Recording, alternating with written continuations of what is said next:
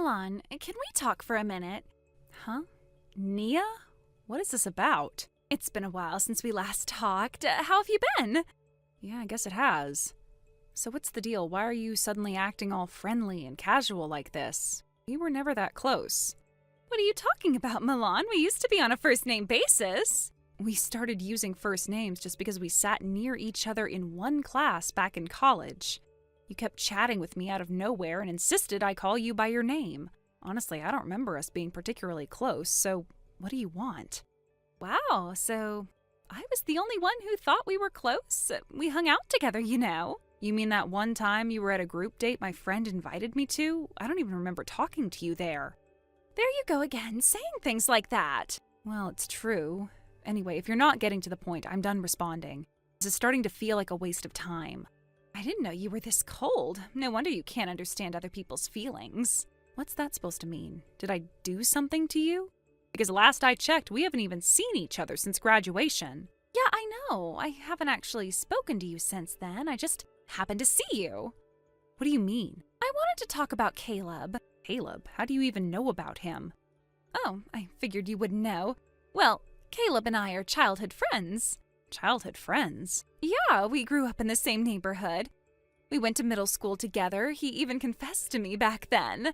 Really? And? Well, I turned him down. I didn't think he was quite good enough for me at the time. Oh, okay. Anyway, I was back home during the last holiday, and guess what? Caleb was visiting his parents, too. We ran into each other completely by chance. Doesn't that sound like fate? Not really. You're so cold. But you know what? Even I didn't think much of it at first. Yeah, well, Caleb hasn't really changed much. He's had the same face for years. Let me guess, you were drawn to his looks? Wait, how did you know? You're not even going to deny it? I just remembered seeing someone at that group date who ignored everyone else just to chase after the best-looking guy there. You annoyed him so much that he tried to avoid you. Well, that's harsh. You're making me sound like some shallow girl who only cares about appearances. I mean, yeah, I used to be like that, but this is different. Caleb's special. He's kind and easy to talk to. So what? Is that why you're contacting me? What does this have to do with me and Caleb?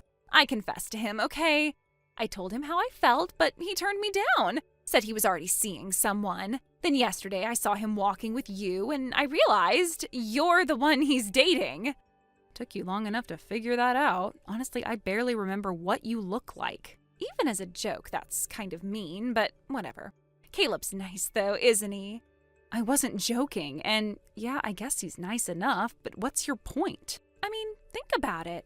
Even after I confessed, he still rejected me properly. He didn't make excuses or try to sneak around.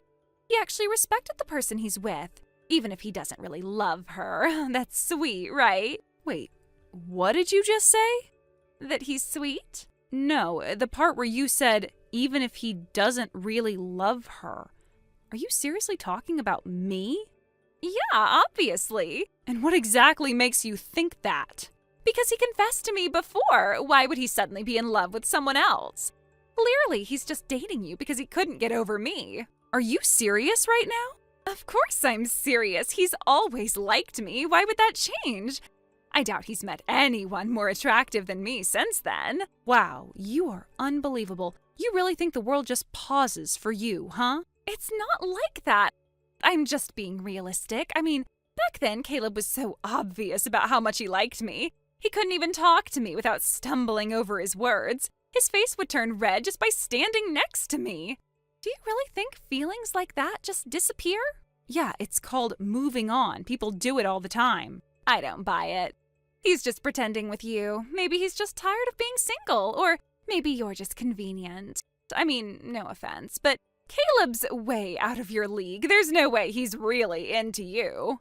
Right? And I'm sure you telling yourself that makes you feel better. You know what? Fine. Believe whatever you want, but you should know when I talked to Caleb, we actually had a great conversation. He remembered so much about me. Stuff I didn't even think he'd still remember. He remembered my favorite color, the old nickname my friends used to call me, even the way I used to tie my hair back in middle school. Doesn't that say something? Yeah, it says that Caleb's polite enough not to ignore you. It doesn't mean he's secretly in love with you. You're being ridiculous. You can't seriously believe he's really over me. I can and I do. Look, if you think Caleb's still stuck on you, that's your problem, but don't drag me into your little fantasy. It's not a fantasy. Caleb and I have a history. You're just some phase. He's with you now because he's unsure of himself. Once he realizes that, he'll come back to me. If you really believe that, then why are you even calling me? If you're so confident that Caleb's going to leave me for you, why are you wasting your time trying to convince me? Because I wanted to warn you. I thought you deserved to know that you're just a placeholder. I figured if you had any self-respect, you'd walk away before you got hurt. Wow, that's rich coming from you. Here's a better idea. How about you deal with your own rejection like an adult instead of pretending you're trying to help me? Caleb told you no. Maybe you should try respecting that instead of acting like you're entitled to him. I'm not acting entitled. You're literally telling me to break up with my boyfriend because you think you're somehow guaranteed to win him back. That's pathetic. I'm just being honest. I'm trying to help you. No, you're trying to make yourself feel better. You want to believe that Caleb only rejected you because of me, not because he's just not interested in you anymore. That's the truth you can't face. That's not true. If you're so sure Caleb still wants you, go ahead and keep waiting for him. But I'll tell you right now, Caleb's not coming back to you. He's with me now and he's happy, so whatever little story you're telling yourself, it's not real. What? Nothing. No, seriously, don't give me that. What's going on? I told you it's nothing. Forget it. You know, I've been thinking. You're only dating Caleb because you forced yourself on him, right? I bet you cornered him, made him feel like he couldn't say no. Caleb's far too nice for his own good, so I am sure you just pressured him until he gave in. Wow. You really believe that? No. Caleb's the one who asked me out. Yeah, right. Don't act like I'm stupid. I already know what really happened. No, you don't. Not even close. Look, this is what I really wanted to say. Oh boy, here we go. What is it this time? I want you to break up with Caleb. What? You heard me. I want you to break up with him. Yeah, no. What? Why not? Because this is insane. Why would I break up with my boyfriend just because you told me to? Because you're just in the way. Caleb doesn't really love you. He's just too nice to say it. He's trying not to hurt your feelings, that's all. So if you actually cared about him, you'd let him go. And what makes you think I'd just take your word for that? Because Caleb loves me. He always has. And I love him too. If you weren't in the picture, we'd be together already. Face it, he's practically my boyfriend. You're just temporary. You're actually serious right now, aren't you? Of course I'm serious. I've been waiting long enough. Just break up with him already. Okay, wow. Listen, let me make this crystal clear. I am not breaking up with Caleb because you've got some weird fantasy about him. Whatever you've been telling yourself, it's not real. If you won't break up with him, then we're not friends anymore. Are you okay? Seriously, we were never friends to begin with. So, yeah, I guess we're done now. Tragic. Don't say that. We've always been friends. Do you want to be friends or do you not want to be friends? Pick one already, because I am honestly not interested either way. Ugh, just break up with him already. He deserves someone like me, not you. Mind if I ask you something? What now? You said Caleb isn't even your type, right? That you weren't really into his looks at first? Yeah, so? So what changed? I don't know. We were talking and I found out he's the CEO of his company now. He's not that much older than me either, and honestly, I was surprised. I didn't think someone our age could already be that successful. Ah, got it. So it's the money. Yeah, that makes sense. You know what? I'll give you credit for being upfront about it. At least you're honest in your own twisted way. Oh, please, don't make it sound like that. Money's important, but it's not everything. But it matters. I'm not going to apologize for wanting some security. Right, except you were just saying Caleb's the love of your life. Sounds like what you actually love is his paycheck. That's not fair. I really do love him. Right. You love Caleb. Just the version of him that happens to have a fat bank account. That's not true. Be honest with yourself. If Caleb wasn't a CEO, if he was just some regular guy working a 9-to-5 job, you wouldn't even give him the time of day. That's not true. Sure, whatever you say. Nia. What now? do you know someone named May? She's your friend, right? The one who invited us to that outing a while back? Yeah, I know her. Why? Well, May told me something interesting the other day. She said one of her friends recently got scammed, tricked into racking up debt by some guy. Sound familiar? Yeah, that was me. I figured. So you're drowning in debt, and now you're trying to use Caleb as your safety net. Makes sense. It's not like that. Oh, really? What else am I supposed to think? You suddenly fell in love right after finding out Caleb's successful? Please. That's not fair. You don't know what I've been through. I know enough, and since we're talking about Caleb, want to hear something interesting he told me? What did he say? He mentioned something from middle school, said there was this dumb prank he got roped into once. Some stupid dare where he had to confess to a younger girl as a joke. Wait, what? Yeah, apparently it was this ridiculous prank. Confess to someone and see how they react. Caleb told me he felt horrible about it afterward, said he still feels guilty to this day. Even though he ended up getting rejected, it stuck with him. Said it made him realize how hurtful it is to mess with someone's feelings like that. And what's your point? My point is, Caleb's been played before. He knows what it feels like to be strung along. You really think he's dumb enough to fall for your act? No, that's not. And that's not all. When Caleb visited home recently, he said something else. What did he say? He mentioned running into some girl on his way back. Said she started clinging to him out of nowhere, kept going on about how they were childhood friends or something. He said she practically threw herself at him and then confessed like she was doing him a favor. That can't be. That was you, wasn't it? You seriously thought you could just show up, bat your eyelashes, and have him fall into your lap?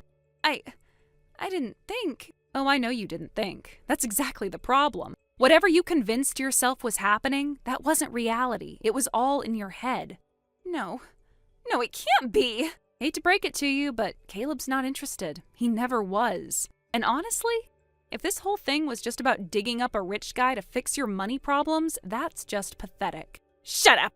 You don't know what I've been through. Don't act like you're better than me. You're right. I don't know what you've been through, but I know this. Caleb doesn't owe you anything. If you've really got the time to cause scenes like this, maybe you should put that energy toward figuring out how to pay off your debt. And while you're at it, stay away from Caleb. He doesn't need your mess dragging him down.